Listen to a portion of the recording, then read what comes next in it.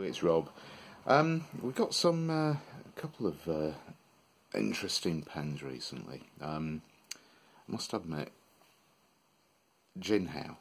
If you looked at this pen, first off, you would probably not even contemplate associating it with the Chinese manufacturer Jinhao. It's not a very widespread pen.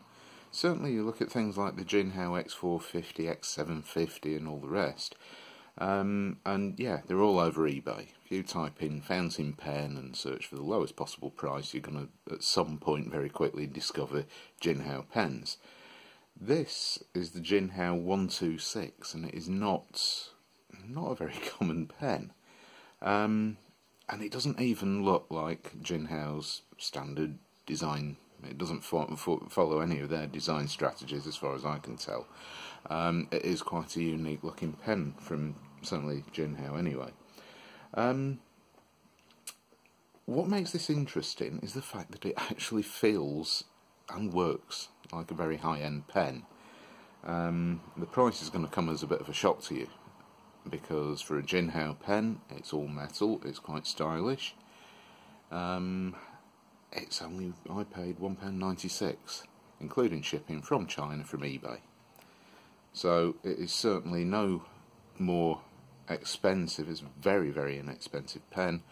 In fact, it's a little bit cheaper than some of the Jinhao X450s that I've bought. So I wasn't really expecting a lot from this pen, which I must admit, for a Jinhao, has really, really surprised me. I do love the X450. Out of all of the cheaper, if you like, well, more inexpensive Jinhao pens, I find the X450 is a lovely pen. I've got one here. Just swap these over for a moment. Jinhao X450 in blue. It's got a nice deep, I wouldn't call it a lacquer, but there is it's like a metallic sheen to it with a very deep sort of colour in there. It's got gold, well, clip, trim, if you like, everything else. And I like the section. The weight of this pen, the section, I've already done 2 reviews on the Jinhao X450, which you can find if you look through my other videos. So I'm not about to start harping on about this pen again. But I do often suffer from feed issues, ink starvation. So write half a page and the ink's very saturated up here and the pen writes lovely and wet, and then it feels like it's dragging and the ink isn't quite as saturated the further down the page you get. I wouldn't even call it a long writing session.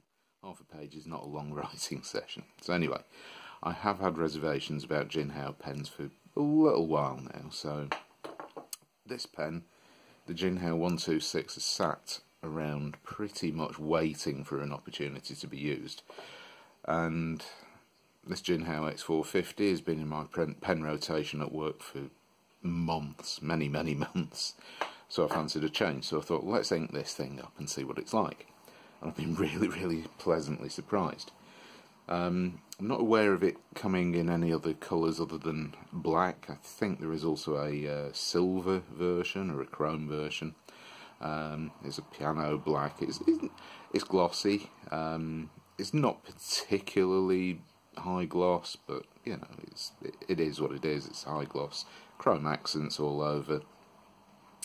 I'll start at the top of the pen, which is, as far as I'm concerned, one of the nicest pens I have as far as the clip goes. It has a feature on the clip which you only see on things like the Lamy 2000, and it's hinged. It's hinged into the very top of the cap. So when you move the clip and the clip is sprung, the whole, let's get this up close, the whole thing is hinged and sprung, and it is a wonderful clip. It slides on and off pockets and everything very easily. I found a lot of the pens that I've got so far, Jinhao X450, the clips are tight. not very springy. I've got a wing song here. Same sort of thing. Yeah, the clips work, but yeah, not great. This is a secure clip, and it is really, really springy. Really lovely clip. Fantastic. Much kudos to Jinhao for actually incorporating this type of clip into one of their cheap pens. Really impressed with that. It's a very straight pen. It does taper down towards the bottom half of the barrel, but it is quite what I would consider to be a thin pen. I'll give you some lengths and dimensions to start off with. So the length overall capped is 14.1 centimetres. Uncapped is 12 centimetres. And let's uncap it and we'll see another surprise. It has a hooded nib. This isn't something that you see perhaps unless you're looking at maybe one or two of the cheaper other Chinese pens like Wing Sung and Hero. Jinhao tend not to produce that many hooded nib pens. This is the first hooded nib fountain pen I've used, and I'll talk about that a bit later on. But anyway, so uncapped, the length is 12 centimetres. It fits nicely in the hand. I don't have any issues with this. It's a really nice pen to hold. All metal, but not heavy. It's got a nice amount of weight to it, but it's not a heavy pen. And I think that is mainly because they have done. Actually, Jinhao have made this quite an ergonomic pen. It's thin. You know, it's where's my details here? The width 0.9 centimetres across the widest part of the barrel. With the section being 0.7 to 0.8 millimetres, which flares up from the bottom of the section. Let's get this in focus. Bottom of the section here, 0.7, and it goes up to about 0.8 here. So anyway, it's what I consider to be quite a thin pen, but fits comfortably in the hand. The other thing is this cap, quite amazingly, posts really, really well. There we go. I'll do that again. It's not easy looking over the top of the camera. There we go. Post straight on. It posts really, really well. It's shallow. It does not post deeply into the barrel. The cap doesn't go deeply onto the barrel of the pen. It's a shallow posting pen. But it posts really well. It's a lovely... I mean, it feels like there's an O-ring in here. There isn't. It just happens to fit perfectly well. Writing with it like this, if you want the dimension for it posted, we've turned this into quite a lengthy pen now. So that length posted is 16.1 centimetres. So it's a long pen. It's all metal, and you'd expect this cap to be quite heavy. Now the weights overall, capped, 30.8 grams. So, you know, we're looking at quite a medium weight pen, if not towards the heavier end of those things. Uncapped, 16.1 grams, so it's quite light. The cap weighs 14.7, so as soon as you stick this on, you expect to add quite a lot of weight to the back of the pen. Amazingly, it doesn't, and I don't know whether it's... I'm not a fan of writing with pens posted, but this does work well. It's actually really comfortable, and it doesn't feel too ridiculous. It's turned it into a long pen. There is nearly 15 grams of weight in this cap at the back of the pen. It doesn't post deeply, but it actually, you know, it's a comfortable pen, and it looks really, really good. So, a couple of the other bits. So, we've already discussed the hooded nib. Now, that is quite a fine nib. There is absolutely no flex in there, so don't expect any line variation from it. It's quite a stiff nib. I would also like to state that when I've been writing with this pen, it writes lovely. No hard starts. It writes well, keeps up. No ink starvation that I've noticed so far, and I have written quite a bit with this pen, but so far it's pretty good. So that's not an issue with this pen as far as I'm aware. The section.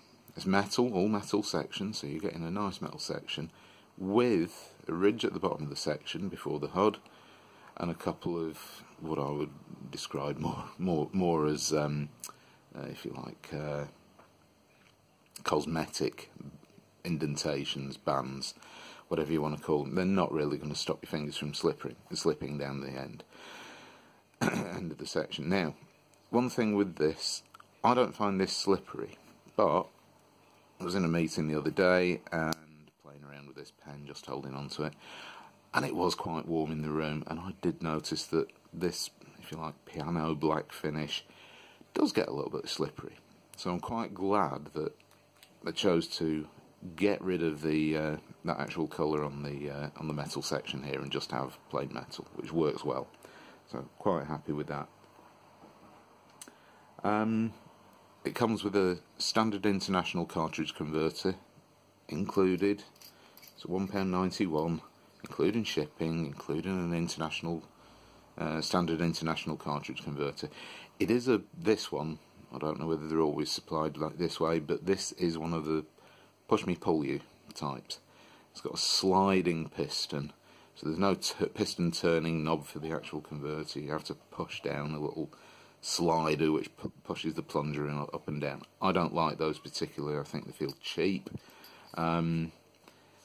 It has, thankfully, this one got a little agitator, a little metal spring inside the converter, which I always like, which breaks up the surface tension. So if you're running a little bit low on ink, you've got maybe, I don't know, a fifth of the converter full in there. You pop it down horizontally on the desk for a while, pick it up to write with it, and the ink might sit up at the top. That little agitator will probably knock it straight back down, so you'll be able to start writing with it successfully straight away. On the cap band there is also some writing. So we have Jinhao. You probably can't see this here. So we've got Jinhao and 126 on there. Plain, what I would consider sort of fairly shiny, reflective, flat finial there. So yeah. Overall, quite a stylish looking pen that works. It's a Jinhao pen that looks stylish and works. So for £1.91, you're not going to argue with that. This is a very, very, very good pen. I'm very happy with it. If anything, I'd say it's a little bit on the thin side. It's a little bit narrow for me, but that's personal preference. It works, it writes, it's nice. Now, let's go on to the writing sample now. So, where are we? So this is the... Now, this writing over the top of the camera is where things are going to start to go a bit wrong. This pen has got a sweet spot. It's a fine nib and it's hooded. And it's not... it's not an easy pen to just pick up and start writing with. Sometimes you have to start writing and say, oh, I've actually written in the right place. Now you see, this is not hard starting, it's not skipping, I just haven't got it in the right place. 1, 2, 6. Now you see, as soon as I start looking away from the camera, the whole writing experience becomes a lot easier. Jinhao 126. So we've got hooded nib. Oh, who did? Start again. Hooded nib. And it's a fine. And it feels like a fine. I wouldn't say it's scratchy. I wouldn't say it's a terrible nib. I've not done any nib work on this at all. No smoothing. No, I haven't even checked to see if the tines are aligned. It's a fine nib, and it feels like a fine nib. It's not a super smooth writing experience, but I'm happy with it. Perfectly happy. I'm not going to bother messing around with this pen. It works for me. It's great. So, the ink. Let's just talk about that. This is a raw. I'm going to spell this completely incorrectly, probably. Rohrer and Klinger. It's a Rohrer & Klinger, and it is Leipzig black, which, as far as I'm concerned, is a very, very good generic black. It's very saturated. It's black ink. It works for me. I'm happy with it. So let's do a bit of a writing sample down here. I'll move from behind the camera now just to make this actually sort of a realistic writing experience. Make sure I'm actually, where am I? Let's start from over here. Okay, here we go.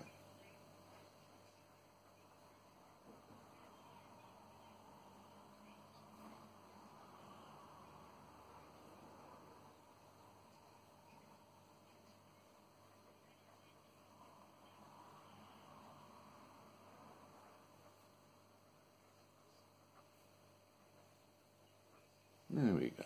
Quick brown fox, usual quote. No issues at all.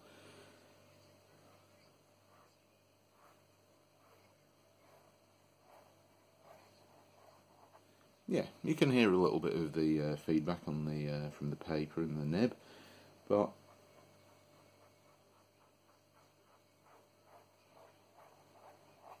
yeah, it keeps up. It works.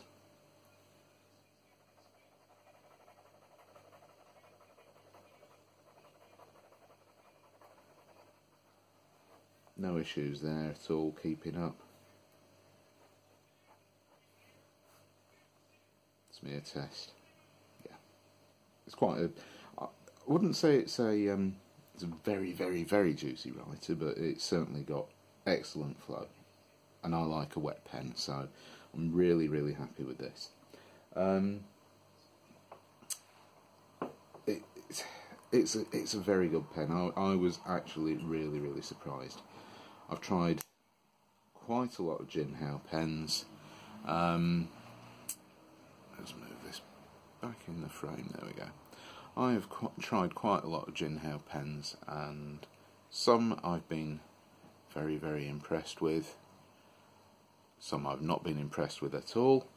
And I really wasn't expecting a lot from this, especially not with it being a hooded nib. I think hooded nibs are a little bit of a concern for me. I do like to be able to see the nib. So this pen has gone quite a long way to converting me towards using a hooded nib pen.